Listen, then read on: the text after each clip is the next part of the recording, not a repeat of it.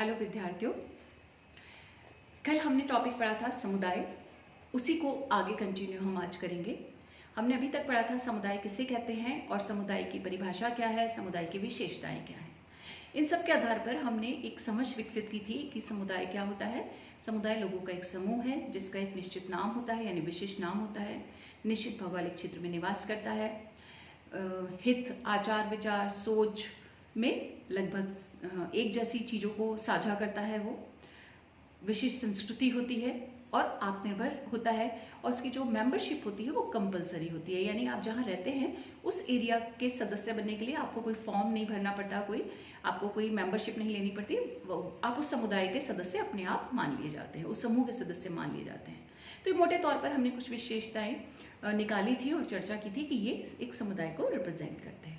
ठीक है, आज हम उसी के आगे कंटिन्यू करते हैं और अब हम पढ़ेंगे समुदाय के प्रकार। समुदाय के मोटे तौर पर दो प्रकार होते हैं, एक बृहद समुदाय और एक लघु समुदाय। रॉबर्ट रेडफील्ड, जो इस फील्ड में काफ़ी जाने जाते हैं, उन्होंने अपनी पुस्तक लिटिल कम्युनिटी में इस अवधारणाओं को प्रस्तुत किया और उनको परिभाषित करने का प्रयास किया। रॉबर्ट रेडफील्ड का मानना था कि लघु समुदाय से अभिप्राय एक ऐसे लोगों के समूह से है जिसमें लघुता हो, यानी आकार में, साइज में छोटा हो, स्मॉलनेस हो, डिस्टिंक्टिवनेस हो, विशिष्टता हो, जो हर चीज में विशिष्ट प्रकार की, मतलब औरों से विशिष्ट हो। तीसरा, उसमें सेल्फ सफिशिएंसी हो, आत्मनिर्भरता हो, ये अपनी आवश्यकताओं की पूर्ति अपने आप कर सकता हो, ऐसा समूह। और चौथी विशेषता है उसमें समरूपता होनी चाहिए, यानी आचार, विचार, संस्कृति में, भाषा शैली में, जीवन स्तर में वो लोग समान, पेशों में, व्यवसाय में एक दूसरे के समान ही होते हैं, तो उनमें समरूपता होती है। तो लघुता है, विशिष्टता है, आत्मनिर्भरता है और समरूपता है। ये चार विशेषताओं के आधार पर लघु समुदाय को परिभाषित करने का प्रयास किया रॉबर्ट रेडफील्ड ने। और इन्हीं की जस्ट अपोजिट कर दीजिए तो वो ग्रेट कम्युनिटी यानी वृहद समुदाय की विशेषताएं बन जाती हैं। चलिए, एक और समाज वैज्ञानिकों का समूह है जिसमें सोरोकिन और जिमरमैन का नाम लिया जाता है। सोरोकिन और जिमरमैन ने अपनी एक पुस्तक लिखी और उस पुस्तक का नाम था systematic source book in rural sociology. और उस पुस्तक में उन्होंने ग्रामीण और नगरीय समुदाय की विशेषताओं को बताया और उनके मध्य तुलनात्मक अध्ययन करने का प्रयास किया। अब हम स्टार्ट करते हैं ग्रामीण समुदाय की विशेषताएं। ग्रामीण समुदाय, रॉबर्ट रेडफील्ड की चारों जो विशेषताएं उनको ध्यान में रखिए तो एक्सप्लेन करना बहुत आसान हो जाएगा। तो आकार में लघु, यानी लघु आकार होता है। जनसंख्या का घनत्व कम होता है, नेचुरली डेंसिटी, पॉपुलेशन डेंसिटी कम होगी क्योंकि आकार कम छोटा है। तीसरा, यहाँ पर कृषि एक व्यवसाय के रूप में होता है, या कृषि आधारित कुछ व्यवसाय यहाँ पर प्रचलित होते हैं। कृषि है या कृषि से जुड़े हुए व्यवसाय, उद्योग जो है यहाँ पर प्रचलित रहते हैं। तीसरा, सरल टेक्नोलॉजी होती है, सिंपल टेक्नोलॉजी, क्योंकि कृषि और कृषि आधारित व्यवसाय हैं, पशुपालन है, तो यहाँ पर जो टेक्नोलॉजी होती है, तकनीक है, वो सिंपल प्रकार की, बहुत एडवांस टेक्नोलॉजी नहीं होती गाँव में, तो सिंपल टेक्नोलॉजी है। श्रम का सरल विभाजन होता है। आपने देखा होगा कि एक ही व्यक्ति जो है सभी मिक्स काम कर लेते हैं, बुआई, कटाई, उसके लिए हर कार्य के लिए अलग अलग विशिष्टीकरण या विशेषज्ञता की जरूरत नहीं होती, विशेष श्रम विभाजन की आवश्यकता नहीं होती। तो श्रम का सरल विभाजन होता है। विभेदीकरण और स्तरीकरण की अगर हम बात करें, जहाँ जनसंख्या में हम भेदभाव करते हैं, उनको ऊंच नीच में बांटते हैं, वो बहुत सिंपल प्रकार का होता तो है। गांव में ऐसा नहीं है कि गांव में जाति या धर्म के आधार पर उच्चता और निम्नता नहीं होती, लेकिन नगरों की अपेक्षा गांव में ये जो सामाजिक स्तरीकरण और विभेदीकरण होता है, इसका स्वरूप थोड़ा कम होता है, निम्न, मतलब उसका लेवल लो होता है थोड़ा सा। और लोगों में समरूपता पाई जाती है, लोग एक जैसे दिखाई देते हैं, एक जैसी बोली है, एक जैसा भाषा है, एक जैसी खान पान है, तो समरूपता जो है उनकी लाइफ स्टाइल में एक जैसी होमोजेनेटिक नेचर होता है या समरूपता पाई जाती है। यहाँ एक और जो बेसिक कैरेक्टरिस्टिक है कि लोगों में जो संबंध होते हैं वो इनफॉर्मल होते हैं, अनौपचारिक होते हैं, घनिष्ठ संबंध होते हैं, परार्थवादिता केंद्रित संबंध होते हैं, यानी दूसरे के हित के बारे में ये लोग ज़्यादा सोचते हैं। तो परार्थवादी यानी पर अर्थवादी, दूसरों के हित के लिए। यहाँ पर शहरों की तरह स्वार्थ केंद्रितता नहीं होती, व्यक्तिवादिता नहीं होती, सामूहिकता पर बल होता है, इसलिए हम की भावना होती है, कलेक्टिव फीलिंग होती है, सामाजिक सुदृढ़ता, सोशल सॉलिडेरिटी की भावना यहाँ पाई जाती है। यहाँ पर जो संपत्ति का भी जो नेचर होता है वो भी सामूहिक संपत्ति होती है ना। लोग इनफॉर्मल प्रकृति के संबंध होते हैं और यहाँ प्रकृति से इस परिवेश के लोगों की जो प्रकृति है, नेचर है, उससे निकटता होती है। क्यों होती है?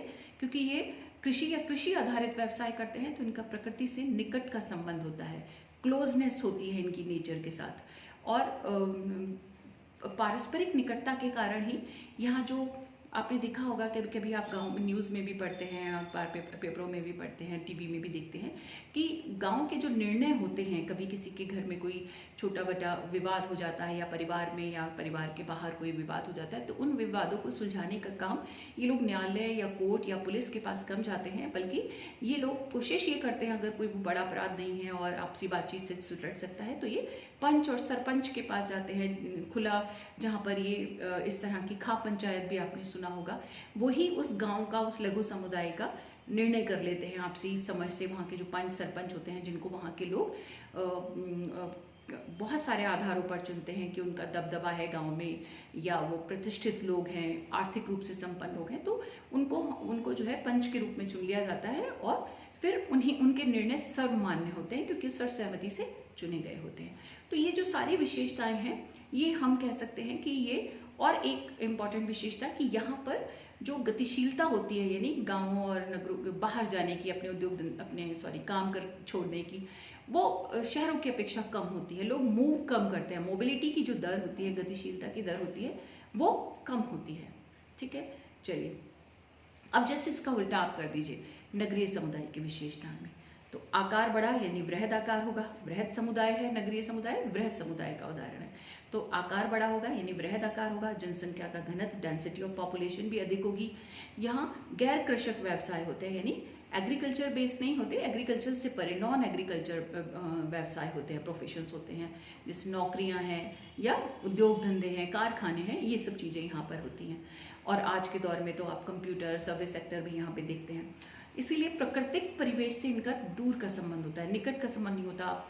जो प्रकृति होती है, बल्कि उसको काट कर, जंगलों को काट कुट कर ही हम लोग उद्योग लगाते हैं, कारखाने लगाते हैं, तो प्रकृति नष्ट हो जाती है। गाँव में जितना प्रकृति के साथ निकटता होती है, शहरों में प्रकृति से उतनी ही दूरी हो जाती है।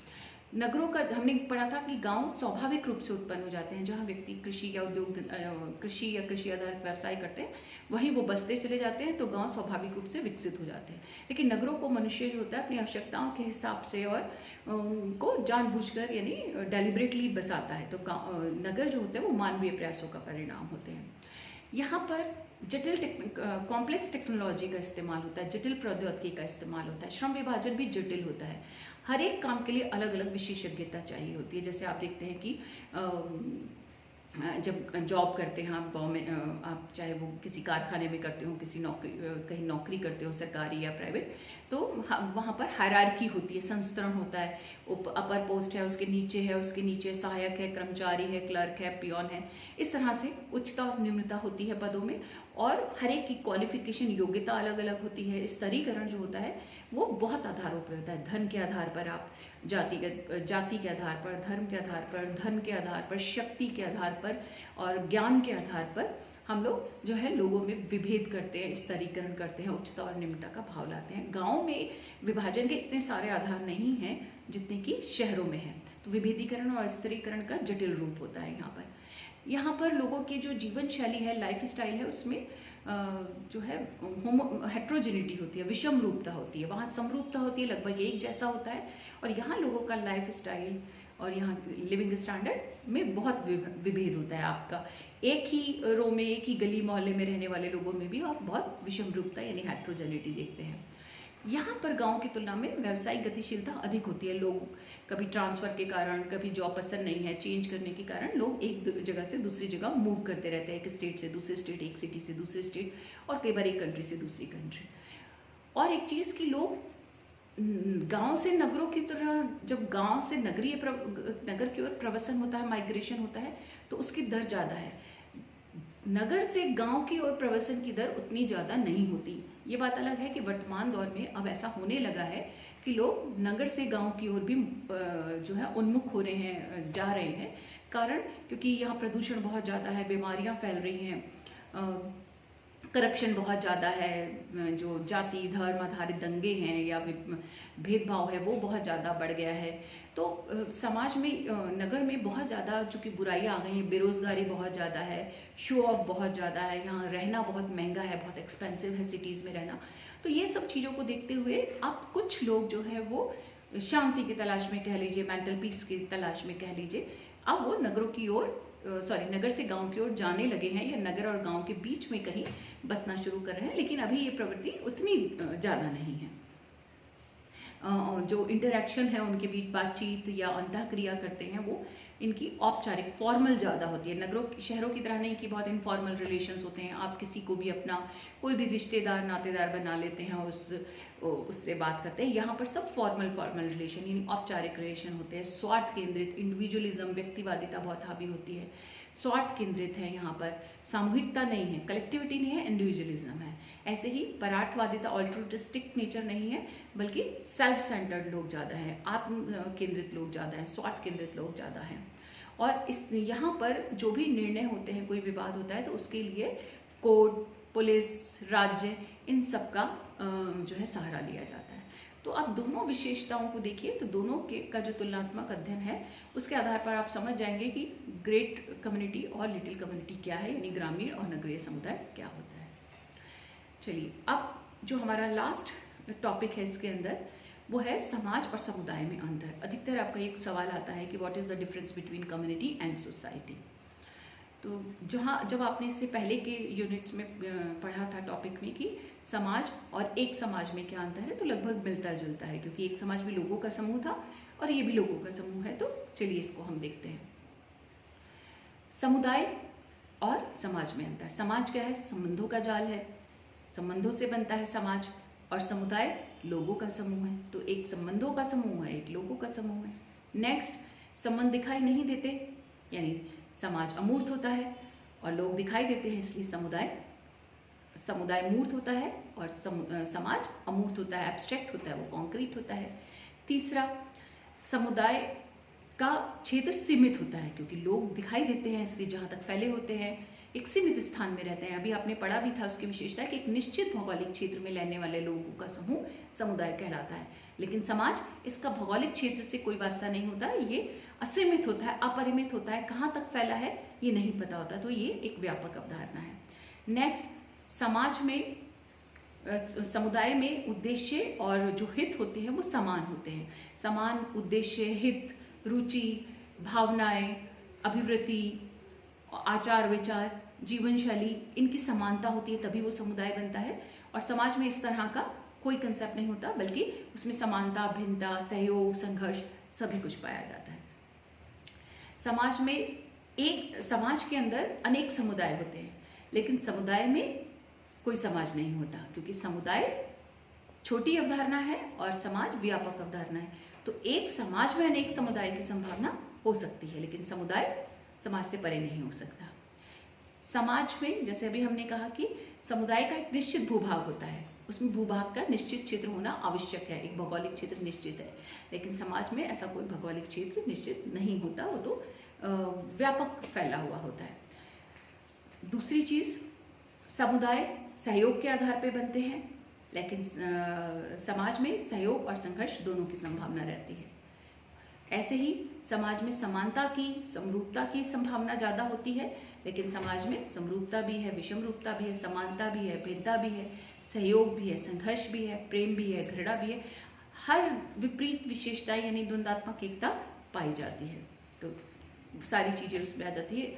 और समाज के सदस्यों में नियम, कानून, ये सारी चीज़ें जो होती हैं वो व्यक्तिगत इच्छा शक्ति पर निर्भर करती हैं, जबकि समुदाय में सामुदायिक भावना होती है, एकजुटता होती है, सामाजिक सुदृढ़ता होती है। ये सारी विशेषताएं समाज में होती हैं। तो समाज और समुदाय में मोटे तौर पर ये अंतर होता है कि भौगोलिक क्षेत्र का अंतर है, समानता विविधता का अंतर है, संघर्ष सहयोग का अंतर है ना, इच्छा शक्ति का अंतर है, स्वाभाविक विकास होता है उसका और वो जानबूझकर विकसित किया जाता है, उसका अंतर होता है। ये सारे मोटे तौर पर अंतर होते हैं। तो आपको ये समझने का प्रयास करना चाहिए कि समाज और समुदाय किस दृष्टि से अंतर अलग अलग है। ठीक है बच्चों, फिर भी कोई भी प्रश्न, कोई भी टॉपिक आपको समझ में नहीं आता है तो चैट बॉक्स आपके लिए ओपन है, आप कभी भी सवाल पूछ सकते हैं। थैंक यू बच्चों।